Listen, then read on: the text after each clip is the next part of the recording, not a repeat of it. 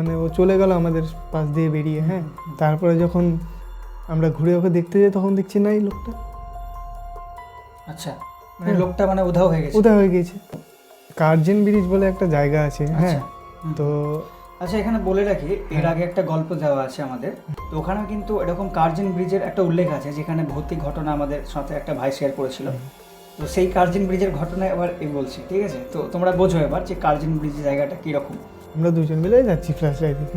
তো আমরা যেতে যেতে হ্যাঁ মানে আমাদের মানে বলে না ভুলও লেগে যায়, এরকম কিছু একটা হয়ে যায়। হ্যাঁ, মানে ভুলও ভূত হয় আর কি, এরকম মানে ভুলও লেগে গেলে তুই আর রাস্তা চিনতে পারবি না। দিয়ে আমরা রাস্তা চিনতে না পারে আমরা বেশি বাগানের ভিতর দিয়ে গভীরে চলে গেছি। হ্যাঁ, মানে মনে হচ্ছিল যে এখান থেকে যত তাড়াতাড়ি বেরোতে পারবো তত তাড়াতাড়ি ভালো। আর কোনোদিনও এখানে যাবো না, এরকম মনে হচ্ছিল আর যাবো না কোনোদিন রাতে এরকম মানে শুনশান এলাকায়। তার মানে তোরা ভালোই ভয় খেয়েছিস, তাই তো? হ্যাঁ, ভালোই ভয় খেয়েছি।